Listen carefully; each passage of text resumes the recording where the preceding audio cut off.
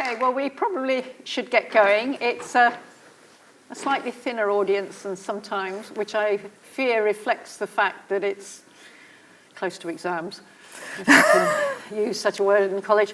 So it's my very great pleasure to welcome Melanie Welham to Churchill tonight. Melanie is Executive Chair of the BBSRC and has been there from the start of its new incarnation as part of UKRI, and I'm sure we'll get on to what that means later on.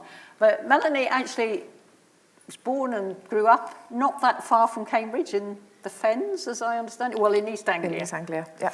So tell us a bit about your upbringing. So I think my upbringing, I suppose I started from quite humble in many respects and modest roots. So I was born in Suffolk, and when I was 8, my family moved to Essex. We lived in rural villages, and my father was an agricultural worker. So he was someone who ploughed the fields, and I'm not sure he scattered, but he kind of did that. And so, I suppose to some people I would have lived in a rural idyll. But I think I was very lucky. I had very supportive parents, but I think I had a very ordinary start in life, I think I would say. And your parents were not themselves university educated? No, absolutely not. So I was the first person, in fact, in my family who went to university, and I think my parents always found this slightly curious because they really had no experience or no understanding of what it would actually mean. And I think in some ways that was helpful because they didn't put any pressure on me, they didn't try and influence what I wanted to do, they just wanted me to be happy and they supported me in that way. So you couldn't really ask for anything more than that, really. No, I think that's absolutely right. And the fact that you were a girl was not a relevant factor at all. It wasn't. No. I had an older brother and we were treated very, very much the same. And your school? And my school, so I went to rural primary schools, and then although I passed the 11 plus, which still existed, I actually went to my local comprehensive school. So it was a mixed comprehensive school, drawing on the surrounding villages. So very, very wide range of pupils. Yeah. But they could still provide good enough education. I mean, one of the things that one hears so much about some of the secondary schools in rural areas is they can't get the teachers, so they can't get teachers who can inspire the bright kids in their schools. And I think that certainly could be the case now, but I think in my situation, I think I was really lucky in my sort of equivalent to GCSEs in my O-levels. My sense and my interest in science was sort of developing. I was really lucky that my form teacher was my biology teacher, so she kind of helped nurture that. And my chemistry teacher had sort of broader experience. So he'd come to teaching later on in his career. He already had a PhD, he'd worked in industry, and he was great at bringing that into the classroom as well. So it wasn't just about teaching us the subject and the material, it was about making us interested in what the opportunities were more broadly. And I think that just sort of opened up my eyes as to sort of the possibilities.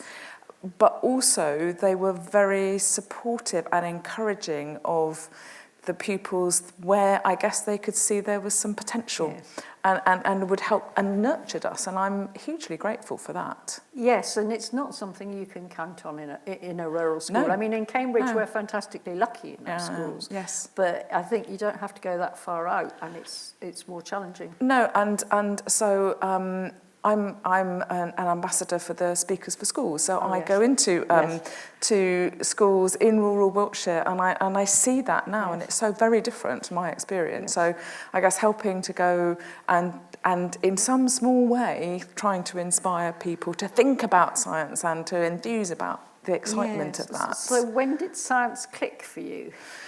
I don't know. I think it was always there. I think growing up in a rural environment, and I had such a lot of freedom that I think we don't have today. You know, I could roam the fields. My parents never knew probably where I was. Probably it just wouldn't happen today. Certainly, I didn't do that with my daughters. And I think you're just in tune with the natural world, because you sort of, and particularly growing up on farms. My father was very down to earth. You know, he worked in arable and also livestock, and so you just understand the birth and the life cycle of these things. And so I think it's just that sort of the wonder at how that all actually worked, and the curiosity.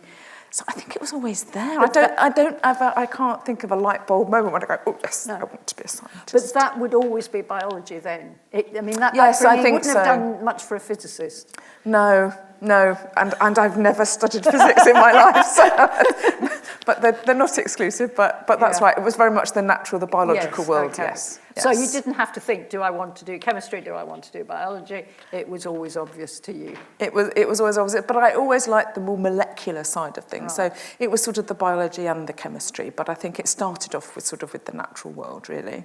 And your school could provide what you needed. Your parents didn't get in the way. No, my parents didn't get in the way, and I remember very distinctly the Easter holidays before my A-levels. I talked to my biology teacher and I said, right, could we have practical exams in those days? Dissection. And I said, oh, we've been doing some dissection. We don't have any spare rats, rodents they were, that we were practicing on, do we, that I could kind of take home so that I could, hone my skills. So anyway, we did. So I had my ice cream tub that I guess I put in a bag going home on the school bus. And I came home and presented this, and my mother looked in horror, saying, that's not coming in the house. Although we had lots of animals dead and alive in the house.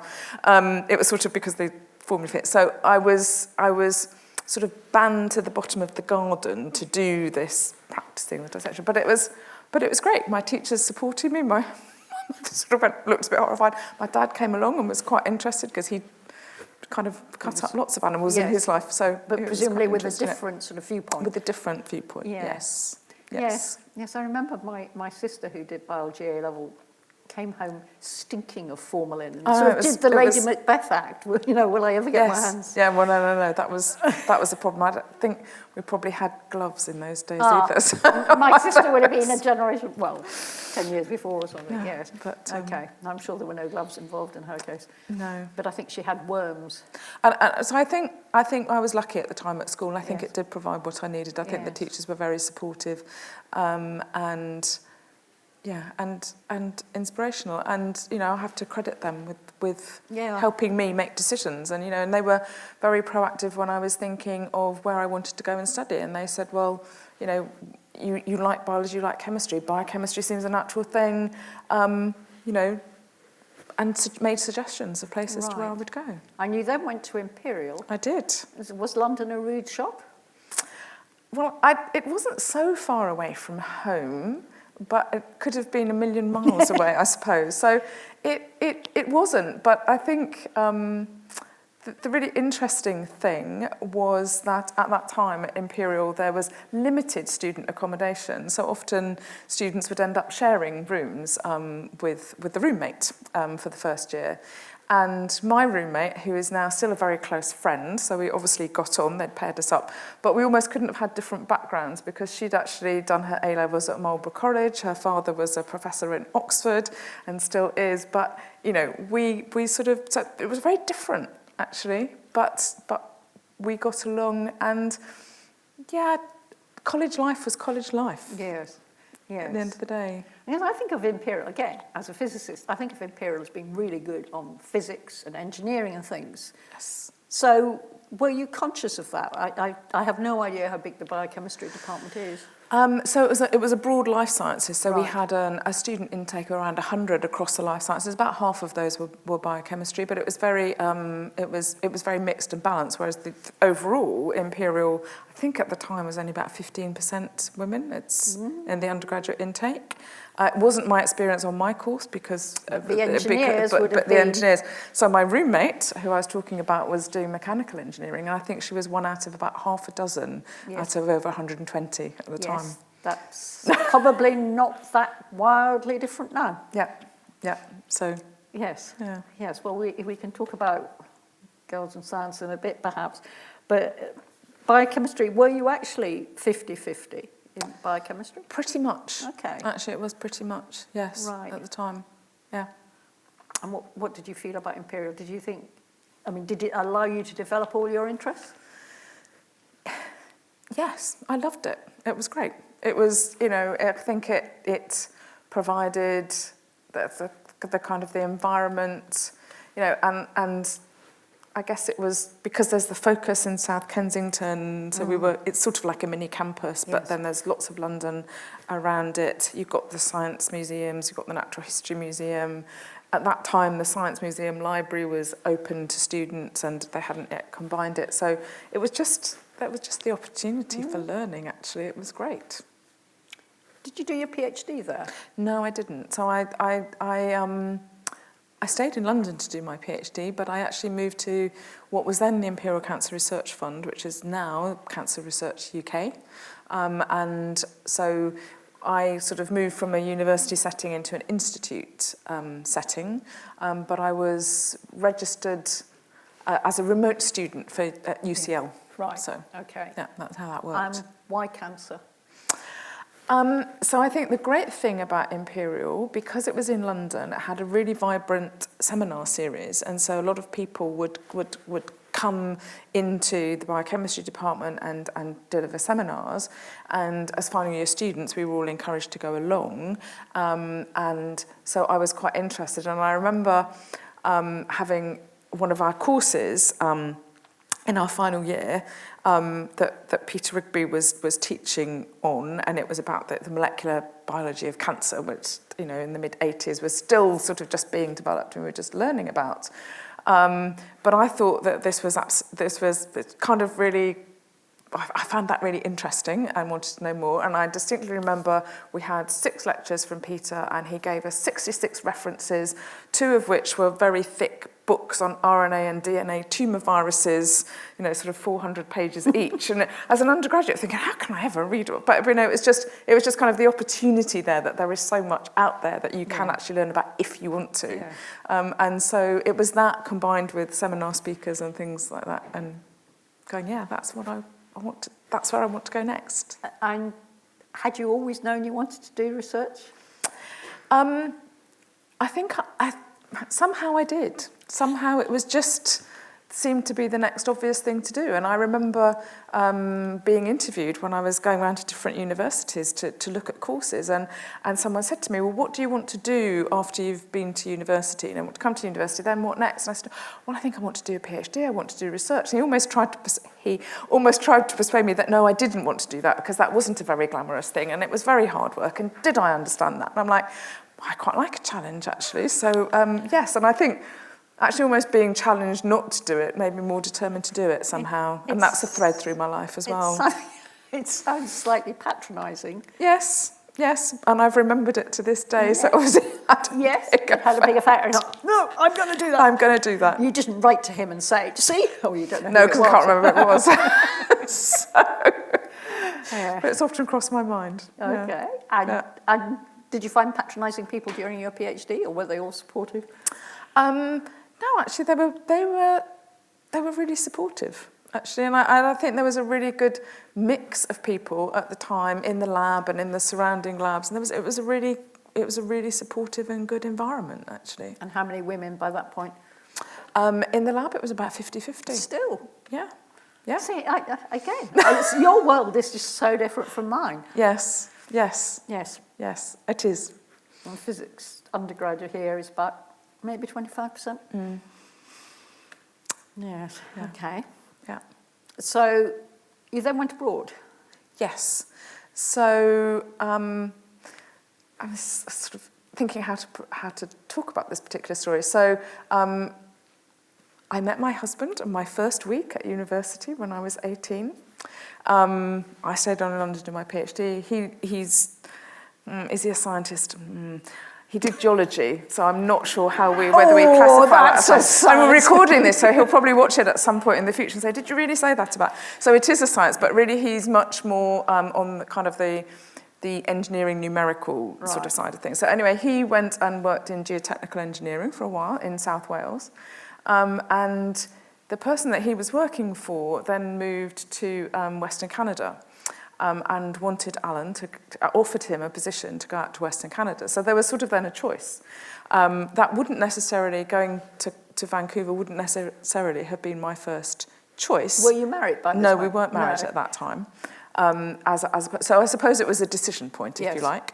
And, you know, I made the choice that we would go together to Canada. And so we joke semi-seriously that actually we got married because it was then easier because I was then on the same immigration status that he was because he had a proper job, whereas I was going as a postdoc, so it would have been on a temporary student visa. So we laugh about that, but we're still together 30 years later, so obviously must have been the right decision. But that was very much a decision point. But it was exciting because there were colleagues, and this is how networked science is, there were colleagues at the Institute who were involved in the establishment of a new research institute in Vancouver that was just starting up. So there was an opportunity to kind of to be in there at a very early point as a new postdoc and you know, all the opportunities to work in many different areas that you sort of wanted to. But that must have been pure chance in a way. And Yes, it was. It was life is... It is. Yeah, I mean, if you get married, Yes. you've always got the two-body problem. Yes, exactly. And if it had been Vancouver and Toronto, it wouldn't have worked quite so well. Well, so for the first little while, my husband was actually based in Alberta, about 1,000 kilometres away. Okay. But we knew that would kind of be a temporary thing. How long is temporary? Temporary, that was about 6 months. But Quick, that was get into okay. a marriage. In a lifetime, Yes. that's not so long. So yes, that was a choice. Had I not had to make that choice, I you know, one of the places that I thought would have been a great place to go and work would be the EMBL in Heidelberg. You know, the area that I was interested in, that would have been a fantastic opportunity. So if things had been different, you know, life would have been different. No. I'll never know. I always think about Sliding Doors, the film, you know. Yes. Sort of 3 seconds difference and your entire life would have been different. Yes. And you'll never know. No. And it's probably just as well not to know what Probably the other is. person would have Yes. turned into. Yes. Yes. And it did work going to Canada. Yes, it did. It did, and I think it was great because it was a very international team that worked in the institute. So from Asia, from Australia, from Europe, and from North America. So that was a great experience. Just understanding other people's perspectives and cultures, and science is so international anyway. So the connections that you make, and you build your network. So it was a really good opportunity. And so much science goes on in the US, and so being accessible and having that sort of on your doorstep as well was a really positive thing. And then looking to, but I did then get to the point where I said, well, I don't want to be a postdoc any longer. I want to have my own independent career. And you kind of know when you reach that point that you kind of don't want someone coming along and saying, you really ought to do this experiment or that experiment. You really want to be deciding for yourself what you're doing. I pretty much did, and I had a lot of freedom and independence. But it was then kind of, no, I'm now ready to take that next step. And how long, how many years postdoc you done? 6 years. 6 years. So you were in Canada for 6 years? Yes, in Canada for 6 years, yes. Right. Yes.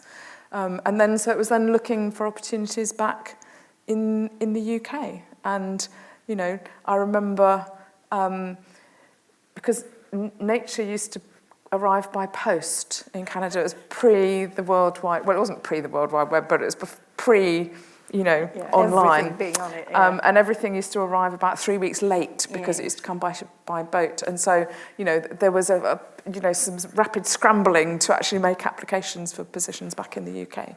And I was lucky enough to be appointed to a lectureship at the University of Bath. And your husband could find something in Bath? Yeah, so it was interesting because I think we've always sort of had this agreement that if there's a sort of a sharing, and you have to sort of give and take. So we'd gone to Canada because that was where his opportunity was, and then my opportunity happened to be in Bath. At the time, the company he was working with were looking to open up their business in the UK.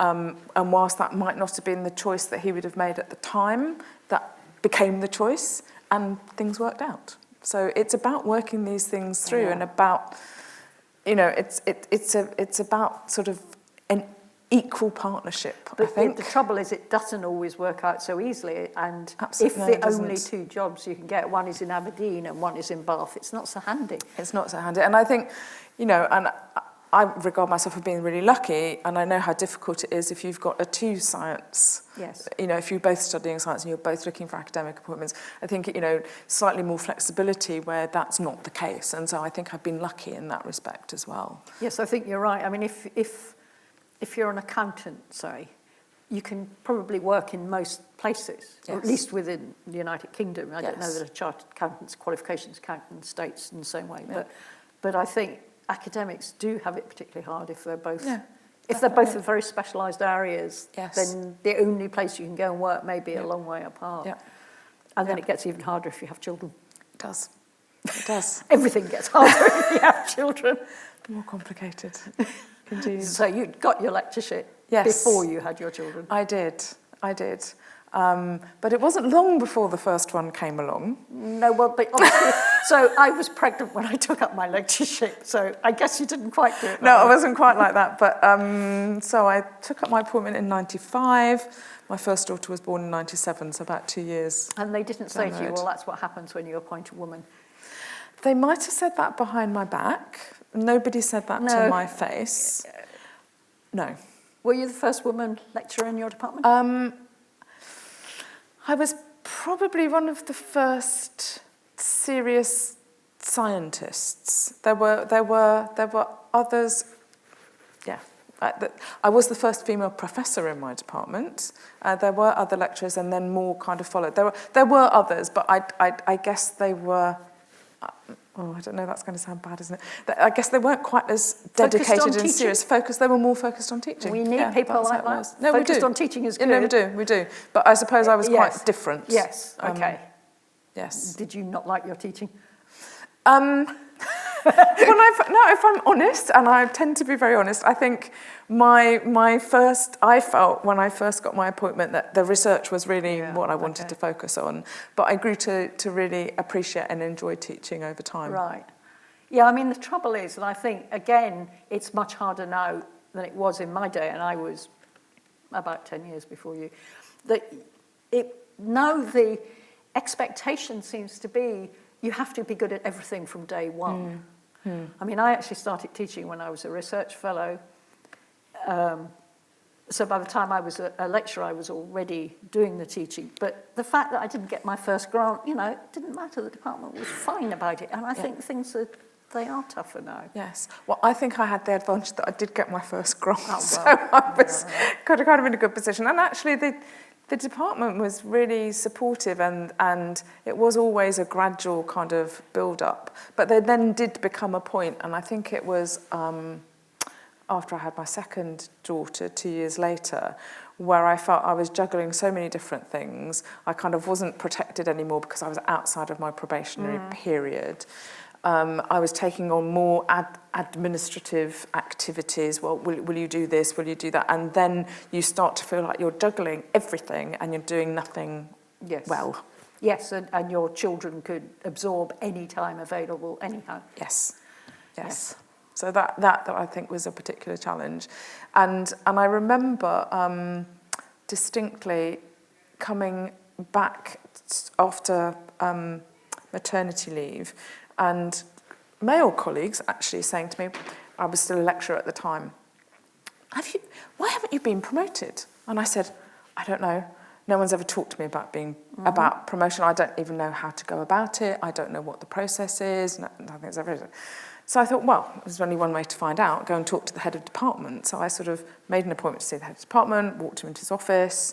Luckily, he was sitting down. I think he would have fallen down if he didn't, because I don't think he'd ever had a young female member of staff going into his office and saying, I want to talk to you about promotion and how I go about it. I mean, he looked horrified, I have to say. I can still remember the look on his face now. But if you don't know, if you don't ask, then how do you find out? And did he then encourage you, or did he then discourage you? Well, he then kind of mumbled and then said something about, oh, well, we'll have to look at, there was a couple of other appointments made at the same time as I was. We'll have to look at, and they were men, we'll have to look at you kind of all in the round. So it was almost as though, well, you can't go ahead if we haven't considered other people as well. So it was a phrase I've heard message. used in situations like that is, it's not your turn, which is kind of offensive.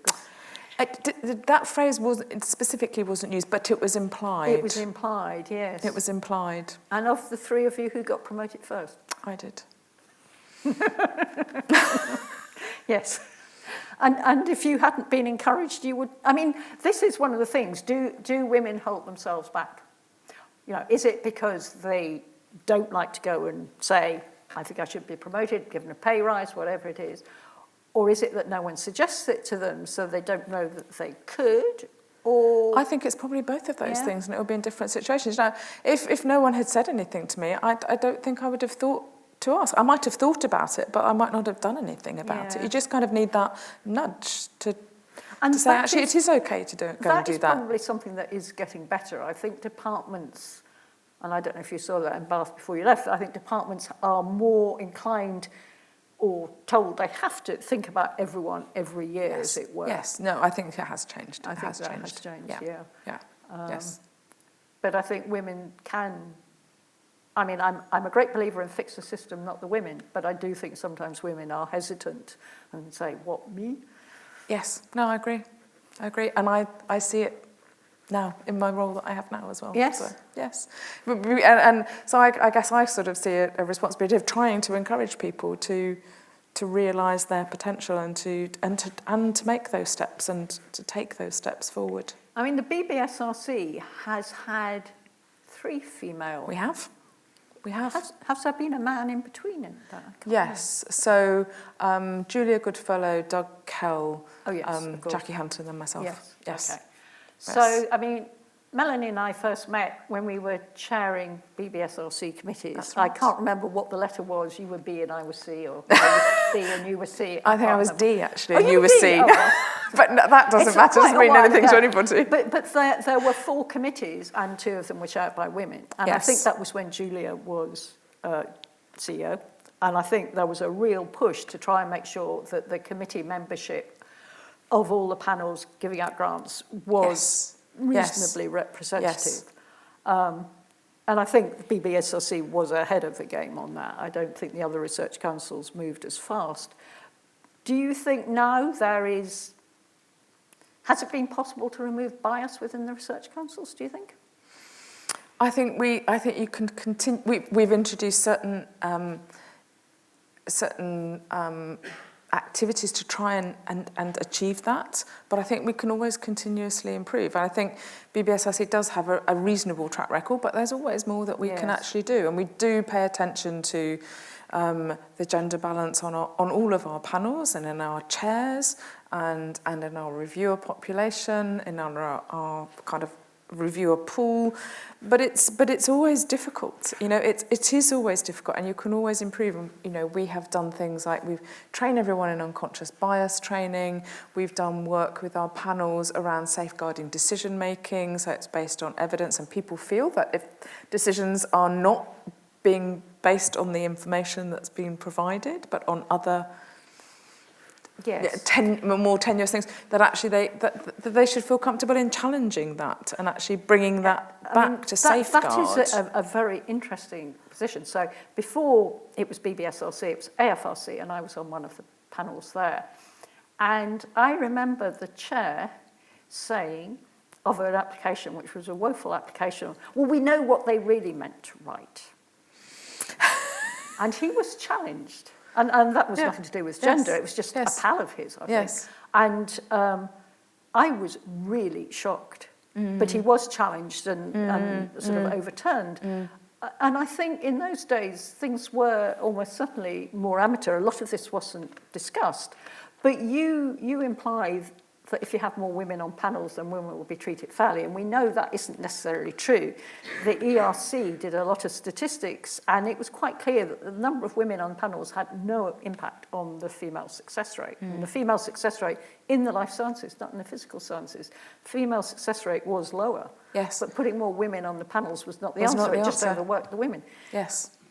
And our data are, and I'm familiar with the ERC data for the life sciences, our data are very similar. Yeah. And it's very interesting, and one has to consider, and I know you talked about, when you're writing references in some of your blogs, when you're writing references for people, the language that you might use and associate with different, unconsciously, often, but I think maybe and I still think there's a research study in this, and I must go and talk to experts in this area, which is not in the biosciences. It's about the language that we actually use, both in applications and in reviews.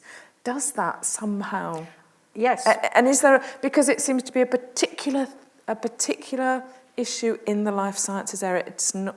Well, I mean, it's interesting. I don't know. So a colleague of mine from chemistry here, Melinda Dewar, and I have recently published an op-ed in the Times Higher saying that we worry about journals too, and then universities and referees will look at journal, and I don't just mean impact factors, but the fact that it takes longer for a paper with a female lead author to go through reviews, say, in Nature or something. Now, again, there is very little evidence, and I think we need to challenge the journals about this. But in economics, there has been an analysis done, which they claim showed that women were being held to a higher bar. And, completely unconsciously, it would seem. Yes. So I think there is a lot to be done. And it impacts on the funders' decisions, I think. Yes. Because if the woman's publication record is not so good, because she spent 2 years getting a paper to sell instead of only one, then, she's held back. No. And I think there's still a lot more that we need to understand, and I think we need to look at. We need evidence. We need evidence. And I think, the if I could call it simplistic things of having more women on panels is probably being pushed as far as it can be. Yeah. There's another thing that worries me, which is the possibility that, to go back to someone actually encouraging you to apply for promotion, I worry that early career researchers may or may not get support in writing, say, their first grant or whatever. And if people don't think to help the woman because she's not like them kind of thing, then I think there is another disadvantage that is based in the host institution. Yes. And completely intangible. How do you tell? I mean... Yes. And it's interesting. So we, one of the BBSRC schemes we have is a new investigator award, which the applicants come in within 3 years of a substantive appointment at a permanent appointment at an institute or university, and there is an uplift factor to these, so that it's the track record isn't such a factor in determining, and it is around what's being proposed and the potential. But it's very clear that in some cases, actually, there is a great idea wanting to come out, but there hasn't been the support and the mentoring of that individual in order to help that. And it's very different. We've probably got sufficient data that we could actually start to understand that. And do you then send it back to the institution and say... Oh, we give feedback, absolutely. It's like, you should be sorting this out, it's not the applicant's fault, sort of thing. Well, that's really interesting. So how do we get more women progressing? One of the things that... so we need more technically skilled people. The 2.4%, we're going to get to 2.4% of GDP, and Chris Skidmore said last week we need 370,000 more scientists. Yes. Loosely defined. Yes. How do we do that? Well, it's a big challenge. I mean, I think it's a great opportunity if the government, and this is a cross-party agreement, that actually by 2027 we want to increase the amount of investment that goes into research and development. And it sounds great. You think that's fantastic, more money. But actually, when you then start to work out what that actually means, and UKRI has been doing quite a lot of analysis about actually what does that mean? What would a roadmap look like going from today and with the capability and the capacity and the infrastructure that we have today to then moving to a 2.4% situation. And if you model it, it's something like BBSRC's annual budget, which is currently 450 million, doubling over the next sort of 8-year period to 900 million. Do we have sufficient students, PhD students, principal investigators, infrastructure in our institutions and universities to actually absorb that and retain the quality that we need to really push forward and to make advances in these different areas? It's a really big challenge. And meanwhile, the universities are being squeezed by the government. Yes. So we may have fewer students because we can't afford them. Yes. And which doesn't, those policies don't align terribly well. And the modelling I saw about 2.4% said it roughly needed to be twice as much money coming from the private sector as from the public sector. Yes, so that's right. We need all these bright companies to invest. Yes, yes, yes. That's asking a lot. It is asking quite a lot. But I think what we don't do enough of in the UK is actually celebrate the world-leading science and innovation, research and innovation that we have. I think as a society, I mean, we do because we're all involved and everything is great, but I think more broadly, I think people are not aware actually how good we are in this particular area. And you know, that whole piece can help attract. Okay, so we now have UKRI. Yes. You are Executive Chair of BBSRC. We now have this umbrella organisation. Should that be doing the championing?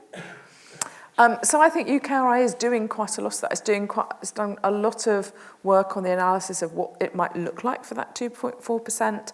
I think in a way that we haven't been able to before when we're making the case to government about why we should invest in research, why we should invest in our universities and institutes. I think we can make that much more powerfully as one organisation, as UKRI, than we could. Because otherwise it would look like, you know, the physical sciences want this and the biosciences want that and someone else wants something. And you're not speaking with that unified voice. So you can understand that people, you know, how will they make the choice? We want to make the choice easy for them to invest in research. Got it insofar as they've made the pledge. Yes. Isn't it the man on the Clapham omnibus we should be reaching out to? Yes. Who really, you know, they're worried about their schools or their father who's got Alzheimer's or something. Yes.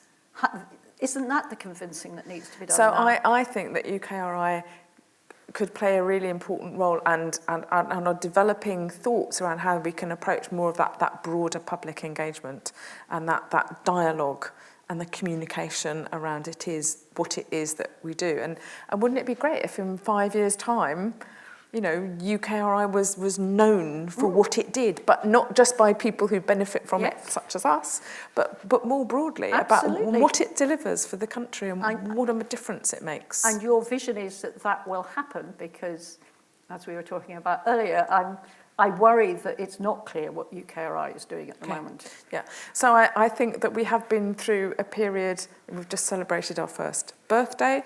A lot has been happening, but I think a lot has been happening that we haven't been able to communicate for one reason or another. The government's distracted by other matters at the moment. So I think, you know, and we do work closely with government, and with some things we have to have their support and agreement. And whilst it does mean that we can't necessarily share as much as we would like to, as often as we would like to, when we would like to, I guess there has been a lot of work ongoing behind the scenes around the strategy, around each of the councils developing their own strategic delivery plans. We hope that we will be in a position to be able to launch those very soon. And there's been a lot of work and analysis going on around the 2.4%, developing bids for the spending review so that we can secure the investment that we actually need to. And we're doing that in a much more kind of cohesive, coordinated way through UKRI. But I think we've been doing a lot of that kind of introspectively look. We have been consulting, obviously, naturally, with the communities, but a lot of it's been behind the scenes and we haven't yet kind of launched that. So it's yes. Yes, well, I think I can see the community is sort of sitting there thinking, what are they doing? Are they doing anything? Yes, I know, we've been working very hard. Yes, so interdisciplinarity is something that I care greatly about, and so I'm a physicist and I work very closely with BBSRC. To me, one of the aspirations I would have for UKRI is that kind of ability to work across the piece. Yes. And not say, oh, well, you're a physicist, I'm not going to talk to you, kind of thing. So I think for me that's the really exciting piece. And I think, Paul Nurse envisaged sort of incentivising that with collective funds. And that's what we're seeing. And again, it may not be so visible now to the community, but it will become so. It will become more so. And I think there are real opportunities to tackle questions at scale across disciplines in a way that we haven't been enabled to do because we've almost had to negotiate with each other. Yes. So if we had a great idea sort of in the biophysical space, budgets would need to align between BBSRC and EPSRC, and that's sometimes more difficult. But so that's the real opportunity, and we are starting to see those opportunities be realised. And I think we must remember that, and some really exciting things will happen. I really, really hope so, because I can remember writing grant applications and the EPSRC saying, oh, that's too biological, and the biologists say, oh, that's a model system, we don't want to touch that. I mean, being told I had to send a grant I had written for the EPSRC, I had to send it to the committee that I was chairing. And I knew perfectly well the committee would turn it down. It was just so frustrating, and the EPSRC would not let me do that. So I think there's a lot of opportunity to avoid that in the future. I'm not saying it's perfect now, but I think that we recognise those things, and I think there should be no wrong door for an idea, and it's about supporting the best research that we can. That's going to advance knowledge, or have impacts in many ways that we won't understand when it's initiated. Now I'm going to throw this open for questions shortly, but first, so you have described a life that you had support sort of all the way through. Yes. I mean, even what you were saying about the man coming and encouraging you to promote for promotion. Yes. That I can think of lots of women who would not recognise that. So have you also had other experiences that sort of temporarily knocked you back? I always feel it's important to know that life isn't straightforward. I think I wouldn't say that I've been knocked back necessarily. I think it's been frustrated, been angry is quite a strong term, but sort of annoyed about things. But I think it's just made me more determined. Right. And I've always been sort of quite determined. And I hope that I've always been fairly neutral in the way that I've interacted with men and women, and it hasn't really mattered to me, and it's not something that I've necessarily been conscious of. But I have been frustrated. But I think more so as I get older, and maybe we just become a bit more black and white about things. But for example, sitting on panels where you might be shortlisting candidates with a whole range of different people. And this happened just a couple of years ago, and there was one member of the panel wasn't a scientist but came from another professional background, had been very successful. We were looking at applications, and he said more than once, well, do you think this person would be interested, man, it was applicant for the job, because what would his wife do? And it was like, why are you even saying that? Why are you even thinking that? If someone has applied for something, you look at that individual on their merits. You don't then start to make up stories about what their circumstances are and what decisions they then might want to make. And I had to kind of call this out because it was almost... and it was also... There was another case the other way around where it was a woman who was like, well, what's the husband... I mean, it's like, you shouldn't... That's just not what you should be considering. So I think it's the frustration, actually, when things that seem very obvious to you and very natural to you, that you then have to kind of to call out in people. But you have the confidence to do that. Yes, I have the confidence to do that calling out. As you say, as you progress, one gains more confidence. I think when you're setting out, if you are an early career researcher and you see something like that going on, it's actually quite scary to do that. Yes, no, absolutely. And 20 years ago, I may not have done that. And what advice would you give to that early career researcher about how to stand up? I mean, often not for themselves, but for others. I mean, I think it's trying to be true to themselves, and if it really matters to them, then they shouldn't live with it. Right. That they need yes. to take some steps. And I guess it's trying to find a trusted colleague who can help support and advise them about how to go, so they don't feel that they're facing something alone. Yes. Yes. Wonderful. So, we have a microphone. Do we have some questions for Melanie? Janet.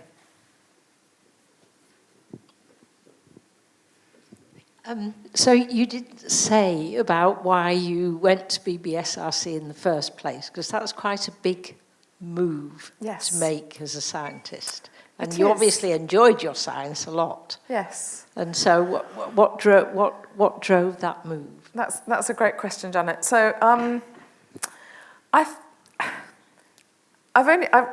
worked out quite late in, just a few years ago, that actually at key points in my career, I've actually needed a new challenge.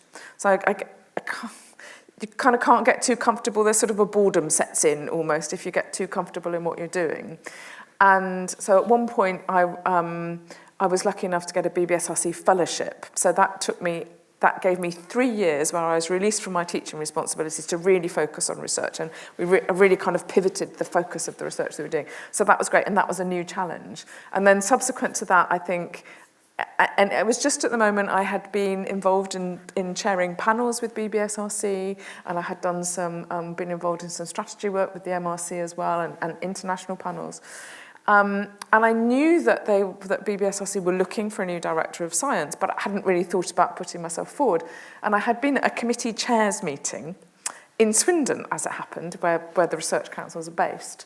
And I was just about to leave, and one of the BBSRC team kind of ran down the corridor after me and said, "Do you think you'd be interested at all in this role that we have?" And I said, "Well, I hadn't really thought about it," and kind of, I've got a train to catch, and sort of went on my way. And then the headhunters kind of contacted me. I guess they hadn't taken that as a no, sort of, I'm really interested in it. And I suppose I thought, well, I don't know, let's explore. And I guess because I'd always been kind of quite interested in sort of science more broadly, not just my own focus area. And I think there's a point in your life where you say, well, yes, I could carry on doing my research in this very deep and narrow area, but actually what a great opportunity to do something more broadly and influence a much wider national agenda. And I've probably got some skills that might come in handy for that, and well, let's explore it. And I guess the rest, you could say, was history. It wasn't something I was looking for. You know, it was the approach, it was then going through the process, and I guess it grew on me as I went through the process. And then I never imagined that I'd then head up the organisation one day. A friend of mine said to me, "You'd be good as the chief executive." I said, "Oh, no, I'm not interested in doing that." But then, there you go. What changed your mind? What changed my mind? Well, when Jackie Hunter, who was the previous chief exec, resigned before her sort of time, she had recommended to our government department that they asked me whether I would take on the role in an interim capacity. It was a few months, they said. But we knew that something, we didn't know it was UKRI, was coming along, and I knew it would probably be 2 years. And I thought, there's all sorts of reasons that you think, oh, I couldn't possibly do that. But then I thought, actually, it's an opportunity, isn't it? Let's see, what's the worst that can happen? I don't like it. I do it for a year. I do it for 2 years. That's absolutely fine. There'll be something else. So I think it was just taking that chance, really. And it's great. And I couldn't imagine going back to being a full-time academic. I don't want to write papers and grants and things anymore. But yeah, and it's the variety. Yeah. Actually, the variety and the people that you meet, and the vast different areas of research, bioscience research I get to hear about that I'd never have known about before. It's really enriching, I suppose. Alex. Long arms. Very long arms. Very nice. So if the BBSRC budget's going to double... Well, it's not guaranteed. That's the model. I'm just writing my application right now. No. But I mean, if as is projected that we will get a sort of increase of some sort, how would you like to spend that? plant circadian rhythms are a really cool area. But once you've really saturated that, are there areas that you would like to see the BBSRC expand into, or should it be infrastructure, fellowships, all of the above? There's kind of so many opportunities. So in September last year, we published our forward look for sort of bioscience, which was built on a lot of consultation with the community and working with our strategy advisory panels. That forms the core of our strategic delivery plan, which we hope we'll be able to share with you. One of the key things that we highlight there is actually it's the frontier bioscience piece. So I think we talked a lot in the last few years about our strategic priorities, and I know your area, so food security, crop science, livestock research, really important. BBSRC takes its role as a funder in that area really seriously because we're the only major public funder in that space, so that's important. But actually what we hadn't been talking about so much was that really fundamental, almost that curiosity-driven research. And I think people in the community, and we'd hear this all the time, that you're not really interested in that anymore. You're only interested in your strategic priority areas. That's actually not the case. So what would I do? I'd want to support more of that sort of curiosity-driven, because you just never know where the ideas are going to pop up from. But it's a balance at the end of the day. But people will really want to hear that, because I think a lot of the additional money, industrial challenges research, whatever, it's all challenge-led, and it's not this basic underpinning. And it's important that we maintain that balance between the funds that have a particular motivation and a purpose, whether it's the Industrial Strategy Challenge Fund or the Global Challenges Research Fund. We've got funditis, by the way, that you can tell. But I think we need to get that balance to make sure that we support the whole spectrum, the whole pipeline. But yeah, crops are really important too. Alison?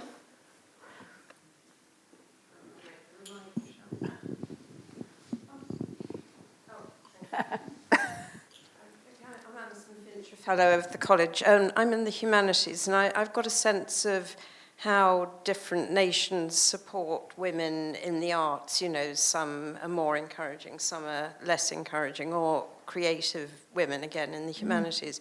And I wonder if you have got a sense of, the different levels of support that different nations give to women scientists, or is that question just, So I'm going to answer that in a slightly tangential way, in that equality, diversity and inclusion, so it's about supporting not just women but other underrepresented groups, broadly across the whole spectrum of research and innovation that UKRI covers, is actually one of the objectives of UKRI, so actually supporting this. And we've recently, so there has been established an independent expert panel to advise around this, and we've been commissioning actually two reviews, one based on the UK and one internationally, so we can actually really understand sort of where we are, what's happening elsewhere, and that we can actually make that comparison.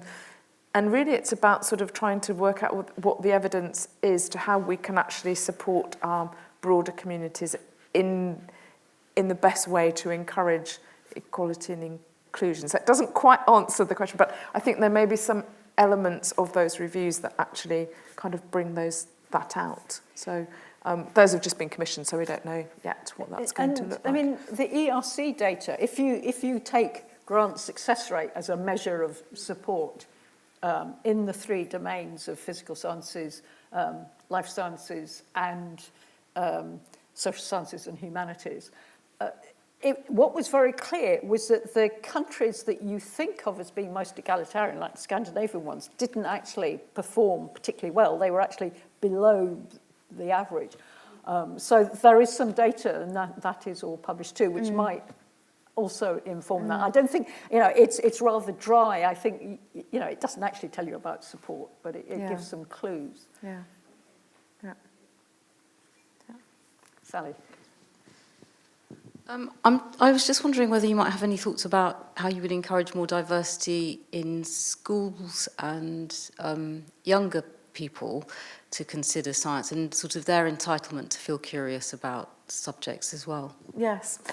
So I think supporting the Speakers for Schools charity, actually going out into schools and being a positive role model, as it were, to encourage that, I think is important. But I think there is an opportunity actually for scientists sort of more broadly around sort of that public engagement to help inspire, I think, and to demystify as well. And, just can we move on from the stereotypes? And I was, when my daughters were in primary school, I went in to do some experiments with them. They were only sort of 7 and 8, and I kind of had a class full of... And so I came in, and obviously we had some white coats, and we had some Petri dishes, and we grew some peas and things like this. And there were a couple of boys who were just really curious, and they sort of looked at me, and they kind of couldn't quite work it out, and they came up to me and said, "Are you really a professor?" Because I obviously didn't fit the mould for whatever a professor would look like. So it's only actually by getting out, we need more people to become ambassadors in some respects, to demystify actually, and to say, yes, you can be. And by being inclusive in that, then people think, well, I can do that too. And the Speakers for Schools did a very interesting analysis of getting school children to draw what they thought a scientist looked like. And they have, I think there have been studies done over the years, and there are more women appearing in white coats as professors than there used to be. But it's gone up from practically nothing to, 20% or something. Yes, it's still or the other vision was that it's the Harry Potter, vision of a female professor.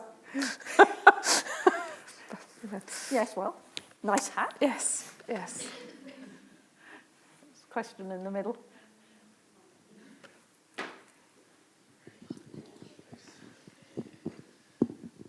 Hello. That was really interesting. And so, sort of a bit of my background, I was lucky enough to have sort of also had this idea that I would be a researcher from quite an early stage, basically when I applied for biochemistry myself, what seems like quite a long time ago. And I think one of the things you mentioned was how we might have all this additional money coming into research councils like the BBSRC, and that one of the issues that we have to sort of not necessarily solve, but at least think about is how do we get more people into science, science in the first place, like to doing PhDs from undergraduate. And one of the things that stood out from when you were talking about your sort of life story was that you said that when you took your post at Bath, you thought that you were quite a driven researcher, unlike the other lecturers who may be more focused on the teaching. So I did my undergraduate at Oxford, and when I was there, they had just torn down. Well, they were in the process of tearing down the old biochemistry building, yes. which was a big hole in the ground. It was also a horror show sort of on the skyline because it was very tall and quite ugly. But one of the issues was that they built this new building without a lecture theatre. And throughout sort of my years there were also lots of sort of quite... It felt like it was almost quite antagonistic between sort of the research side and the teaching side. This idea that, well, you have all these fancy facilities for research, but the sort of the undergraduate teaching was sort of left almost on the wayside, to the extent that obviously you had all the resources, but then it wasn't sort of, the research was in some ways more important. And I heard stories of people having introductory lectures on their first day given by who's now quite a well-known researcher, who I won't name, but she basically told them that, no, don't come knocking on my door because, the research is more important. So, I never said that to any No, of my students. I'm not saying Promise. you do, but I think for a lot of people that go through the undergraduate system, I don't think, the funding bodies don't, to my knowledge, there isn't sort of this, there's not much of a focus on sort of the importance of the teaching aspect, because, so much of it through a scientific career is driven by, grant applications, publishing papers.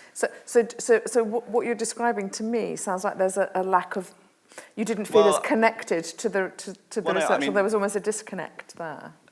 I mean, this was sort of my impression, and so I guess it's more of a question of do you think that such a disconnect does exist, and or whether the BBSRC and other research councils can really do something about sort of pulling up the focus of teaching at an undergraduate level in order to get people more into sort of research positions. So I think that's an interesting observation, actually, because if unintentionally, through the delivery of teaching, potential students who might want to go into research are feeling disconnected or not encouraged because they're not feeling that the people teaching them really, they want to go and do their research rather than spend time. So it's almost a disenfranchisement, I think, on the part of the student. And I think that's quite interesting, because I think a lot of universities would say that that research, it's teaching-led, research-led teaching, and that they would bring that element in there. Now, clearly there are lots of different experiences that people can have in that way, but I think that's quite an interesting I think that's probably fairly extreme these days. I mean, there is more pressure. Promotion criteria are changed to give more weight to teaching, and of course there is now the teaching excellence framework, which actually has very little to do with teaching excellence. It has to be said, the metrics are not designed quite the right way, I think. But I think it is fairly unusual. I think, and it's often said that the best teachers are the best researchers too. So you may have struck very unlucky there. I think it was, as you say, it is sort of an observation from personal experience, but as you say, there is a lot of pressure in the industry as a whole in order to publish and get grants, and etc. And, as I mentioned, and as you mentioned, like, the universities themselves obviously uphold, it's the best universities uphold pride in their teaching, but, I guess I was just wondering whether there could be more pressure from the research councils themselves to promote teaching as a part of the funding. Because, as I said, like, the starkest thing for me, when I was at Oxford, was that they built a new departmental building for biochemistry without a lecture theatre, which, I mean, how can you have research and teaching when I think that there is a question about how we connect up across the different departments. So kind of our sort of purview, if you like, sort of starts from the research bit. We have in the past supported master's courses. Whether we might do again in the future is not quite clear. The minister Chris Skidmore, actually has a dual portfolio, both for sort of universities, both for research, but also with the office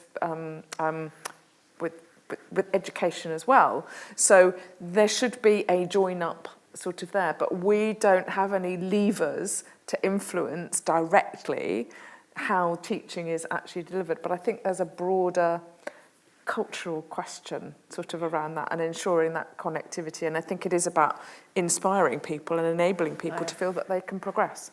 So I think it's perhaps a broader cultural issue. It's a question right at the back, I think. You look as if you're half thinking about raising your hand.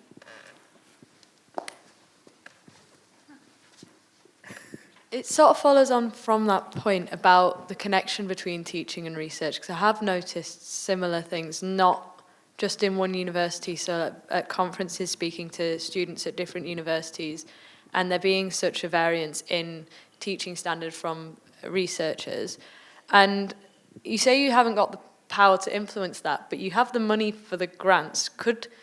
Have you ever considered making it creditable to be, like, evidence of good teaching standing in your favour for getting research grants, to encourage that connectivity between teaching standard and research?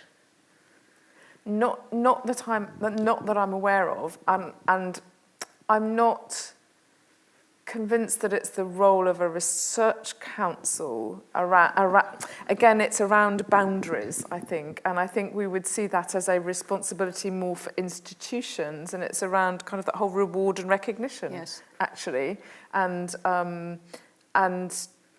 feedback, based on, proper 360 feedback on sort of the teaching elements particularly. So I think it will be quite difficult for us, because I think it will vary hugely across institutions and departments. But I understand the point. I'm not seeing that it's how we can influence that. It's not really within our sphere of influence, I think. Looks like Alex wants to come back on this. I've been trying to stay quiet on it. I find that utterly fascinating, actually, because I was chair of Garnet, which was the Arabidopsis network, and I also founded the UK Plant Sciences Federation, and we did a report both as Garnet and as the UK Plant Sciences Federation, where we discussed the essential role of the BBSRC in funding plant sciences, not only in the research institutes, but also in the universities. And that was probably 10 years ago, and the feedback was, look, teaching's nothing to do with us, and that's not our remit, and so on. But I think it simply doesn't recognise the role that grant funding has in ensuring that the universities will provide subjects. So, for example, if there are no grants in an area, and there are no research grants in an area, universities will not hire in that area. And we've seen that happen. Chemistry underwent that, where chemistry almost disappeared from quite a lot of universities simply because of the funding landscape changed. Now, I agree it's not your role, but I think the research councils, it doesn't just apply to BBSRC, have to sort of recognise that what the decisions they make will affect the teaching landscape, and profoundly. Yeah, and I do understand that. And so when we develop our strategy and our strategic delivery plan, really, that is articulating for us. These are the areas that we see are particular strategic areas. We don't commit how much we're going to fund in those particular areas, or say we must fund X, Y, or Z in this particular area. And that's why I think also that underpinning, that curiosity-led research is really important, so that there are those sort of broader opportunities. So yes, I do understand that there is that linkage and that sort of influence, because I think if universities do want to invest in an area or support in an area, they want to know that the researchers, the academic staff, that there will be opportunities for them to secure funding. So I do absolutely understand that. And I would hope that we are sufficiently open in our approaches that we can actually enable that rather than stifle it. Right, we'll take one last question at the back. So this is just sort of getting back to what you were saying about women having to play this role model role and be involved in lots of committees, etc. I mean, one of the problems with that is that, that's great, and I believe fundamentally in it, but what it does is that it holds women to a different standard and a higher workload, and so at the same time that we're doing these things, we have to go out and get nature papers and BBSRC grants and so on and so forth. And so that, I think, ultimately makes it much more difficult to retain women in that. So is there an alternative? And is there another way where you don't end up having to burden younger women so much in this role? I think if we can increase the number of women, then there's more choice. And so there isn't when I was promoted to my chair, I was then fair pickings for any university level appointment panel, it seemed, because, we need a woman on the panel. So, we've got, and then so there is an unfair burden then, and you find yourself, so how can we solve that? Well, by sort of increasing the numbers, I think, so that it's, because what we don't want is we don't want to go back to days when we have, sort of panels that have no diversity on them. And so I guess there's sort of a choice, although, I think that we've absolutely got to avoid that. And we shouldn't be on panels if that's, I guess, just to be the token. It has to be meaningful. But that does come with the cost of, I don't have any great solutions. I recognise absolutely the problem, I've experienced it. But I think it's by supporting more people to come through, actually by challenging and sometimes saying no to things, actually, and sometimes that's quite a hard thing to do. Yeah. And I think, again, it comes back to that confidence, and I've got more confidence to say no to things now. But it's hard. So thank you very much. It's been a fascinating discussion and a fascinating evening. Thank you.